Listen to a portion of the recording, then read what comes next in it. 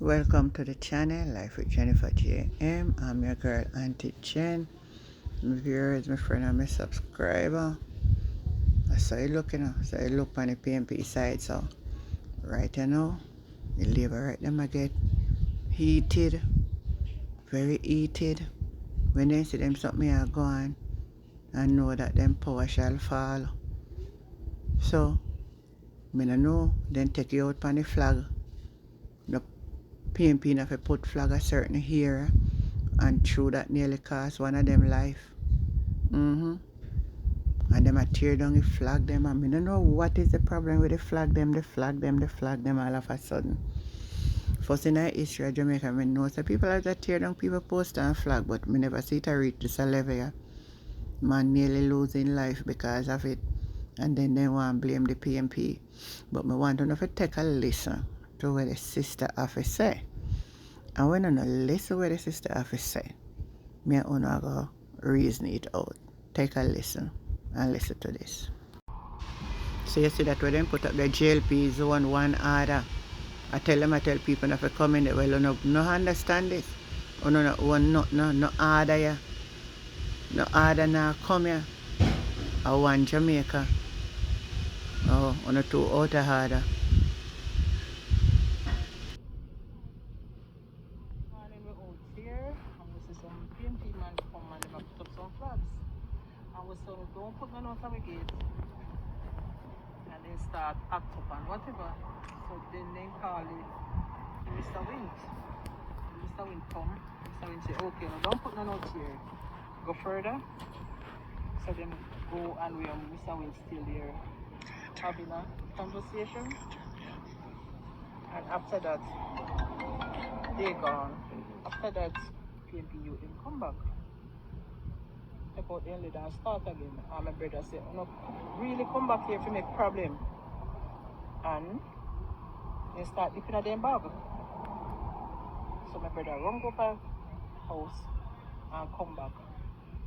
And by the time he come back, he see them on their phone. When time we look, we see the police drive in. After the police drive in, and then they don't ask my brother no question, and just go right up to him and shot him. Then the police hold M16 and my son pull up in hand and say, you don't have nothing. Meantime the police do that thing and then don't not pay attention. Drape me other son who work at NSWNA, that is Leon them, box him, pulling gun on him, and when me I go towards him, he say me if step back. So me lucky say I out here, so. Miss no story that not add up. No story that not add up.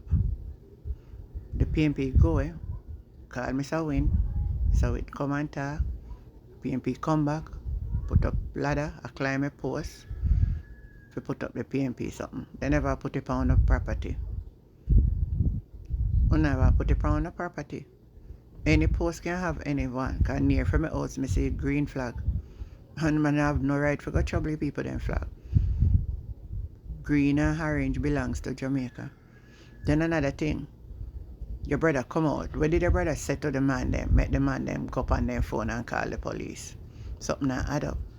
And then when you say your brother come back, how your brother did come back with? How your brother did come back with, that's when the police then come. The police them pipe him up. What really are going? We are saying not make no sense. We are saying not make no sense. Something not right, people. You tell me one thing. The story not add up. When him did come back with? Why the police come? And why the police pipe him? We're going to follow this one. Because the police will soon release a statement. Your guess is as good as mine. Tell me what you think. And a message to no Labourite. You don't get this to no head. We don't have no green zone. And PNP, we don't have no orange zone. The Labourite have all the right to put up posters wherever they want to put it. The PNP have all the right to put up posters wherever they want to put it. It's nonsense in our country and borderline. We not go back there. There's no border here. The only thing border we are the Caribbean Sea. The only thing that bother us is the Caribbean Sea. Everybody have a right to go put this nonsense about control zone and one order. No one other now run you. And that's why we're going to vote out one other. Because that Andrew want to do. I one other. I want to run the country by. And we're not going to sit down and allow it to happen. Tell me what you think, my people. Tell me what you think.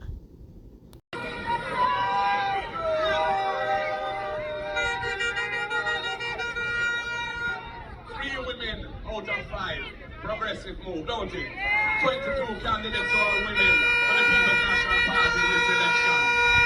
We have a real Rasta man, my brethren, Alan Bernard, we know him a long time, article youth, community developer. Yeah man, and we have the brilliant Dr. Andre Harton, top of his class at UA, economist who can think out the box. And of course, the leaders themselves, them look good. They're very smart, they're brilliant, talented, and I know they will represent us well. So I say to you, comrades, we're tired of the St. James situation. Labourite controls St. James right now. That has to stop. It was never that way. Look how many of our stalwarts came from St. James. Howard Cook himself, and so many others after him.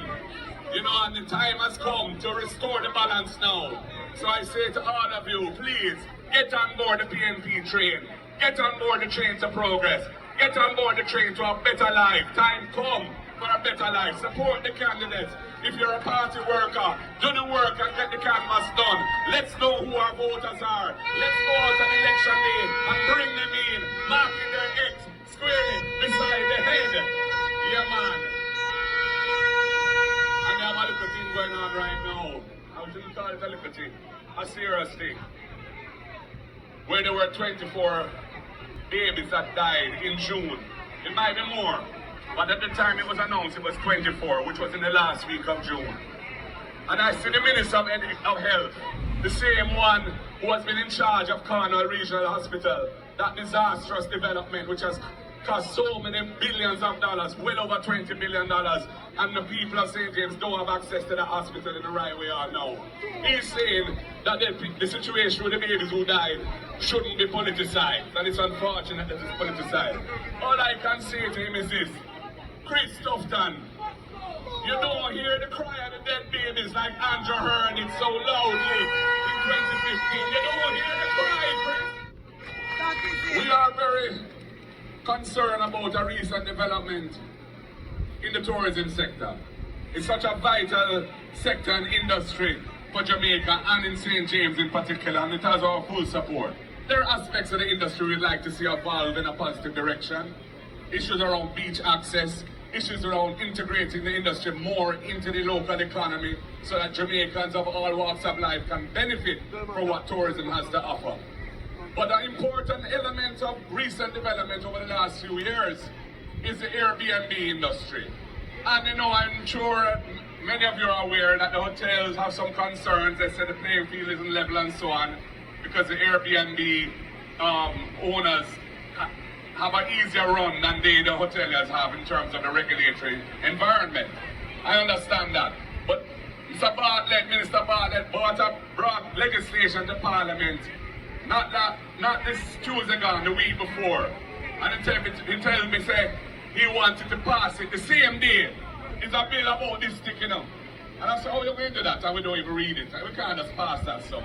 So, and the rules don't allow that anyway. So, he had to put it off until this week, Tuesday gone. When I read the thing, I realized this couldn't pass. First of all, the bill had numerous errors in it.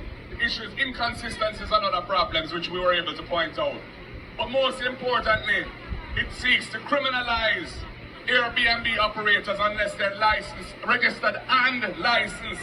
And even the smallest operators are facing $1 million fine and 1 year imprisonment or both if they do not get licensed and registered before operating. So we said to them, listen, you can't introduce regulation across a massive sector of small operators. Many of them are elderly people who are making a little extra bread for themselves from the Airbnb thing. You have to bring them in, you have to consult with them, you have to design the regulatory system with them in mind so that it's not too onerous and costly and burdensome on them. And I said, listen man, wheel and come again. Anyway, all I can tell you is that I've had many comments coming to me from Airbnb operators thanking me for stepping in and ensuring that that thing wouldn't have to rush through the parliament in a way they love to do their thing. We believe in consultation. We believe in participatory democracy. We don't believe in arrogance and disrespect, especially when it comes to people's livelihoods or people's rights. Government, them start use state of emergency like confetti, throwing it out all over the place. There have been over 25 states of emergency in a 7-year period. And we said to them, you can't use it like that. That is not the purpose for which it's in the Constitution. It is the last guarantee of the security of the state from subversion. That is why it's there, because when you have a state of emergency, anybody, any of you, any of us can just be detained without access to the court for as long as they choose to do so. And you don't have the right to bail or anything like that. We say, no, you can't treat that as a policing tool. Yes, we have a problem with crime and violence, but use the right tactics and the right strategy and you can get results. And Comrade Peter Bunting was telling them over the years how to go about it, because we stood firm, took the matter to court, won the case, stopped the approval in Parliament because they can't pass it through the Senate without the opposition. That is what forced them to look at a proper strategy. And I commend the police, I big up the police for the work they have been doing in reducing crime in the country in the last year or so. And we support them. We'd love to see the body-worn cameras being rolled out, because we believe in accountability, we believe in fair play, we believe that it would enhance their work, because it would increase the confidence and trust of the people in the police. If when they go on operations, it is all on camera, so everybody knows whether or not force was justified. I don't think the police should run from that, and I don't think they will. I think they will embrace it in due course, and it will become a normal part of policing and improve the rule of law in the country and protect the rights of our citizens. Comrades, we have tremendous plans in place, programs to support the people in the cost of living crisis. We have the Agricultural Development Fund. We're going to take a piece of the revenue that we collect from imported food, put that in a fund for local farmers so they can get credit through the PC banks. That means money for the crop preparation, land preparation, storage facilities, farm road improvement, all of those things.